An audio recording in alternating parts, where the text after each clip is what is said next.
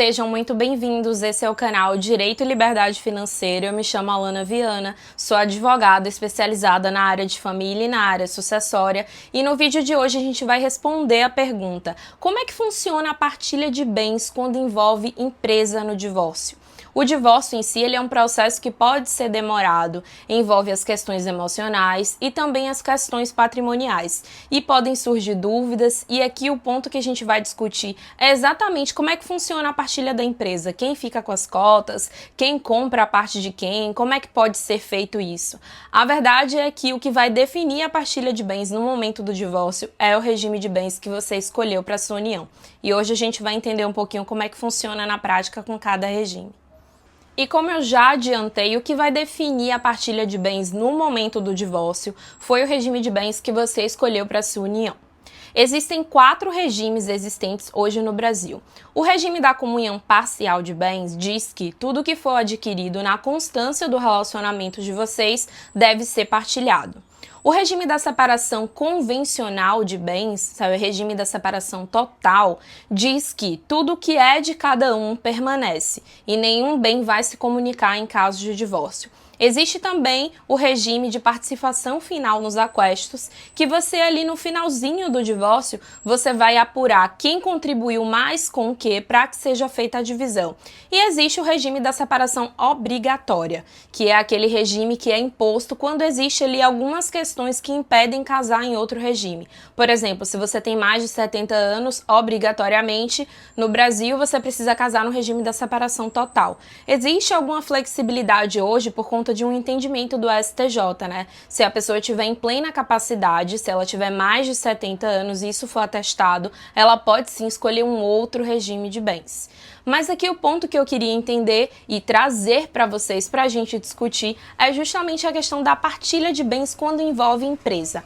A gente sabe que na maioria das vezes a empresa ela não tem um único sócio, tem outras pessoas que fazem parte da sociedade. E no momento do divórcio, se você tem um negócio, como é que vai ser feita essa partilha? As cotas são divididas por igual, o cônjuge pode fazer parte da sociedade, pode tomar as decisões dentro da empresa também. Como é que isso acontece? O que vai definir tudo é o regime de bens. Se a empresa for construída na constância do relacionamento, o cônjuge vai ter direito, tá? Se for no regime da separação total, não. Essa é a regra. Mas existe um entendimento do STF, do STJ, que diz que, se for comprovado que houve ali um esforço comum, é possível que entre na partilha.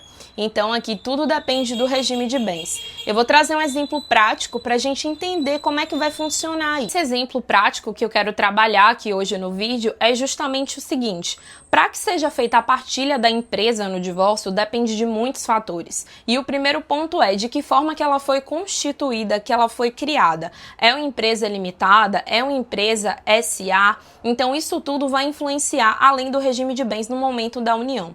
O cônjuge, ele tem direito tanto às cotas quanto à valorização dessa empresa, além de todos os lucros e de tudo que foi recebido ao longo do período que ele estava ali junto com a outra pessoa. Então é importante a gente entender o tipo societário da empresa, o regime de bens da união e o que foi apurado ao longo desse período. O valor de mercado das cotas, tudo isso vai entrar na conta para a gente entender como é feita a partilha. E agora trazendo um exemplo prático para a gente entender através de um caso real. João e Cláudia eram casados no regime da comunhão parcial de bens. Viveram juntos por mais de 15 anos. Desse relacionamento tiveram Maria e tiveram Pedro. Acontece o seguinte: ao longo desse relacionamento, eles foram construindo patrimônio, né? Adquiriram apartamentos, casas, fizeram investimentos em tesouro direto, debêntures, fundos de ações e João criou uma empresa. Essa empresa era no ramo de construção civil. No momento do divórcio, o relacionamento já não estava dando mais certo. Eles não conseguiram entrar num consenso para que o divórcio fosse de forma consensual, então o divórcio foi de forma litigiosa e judicial.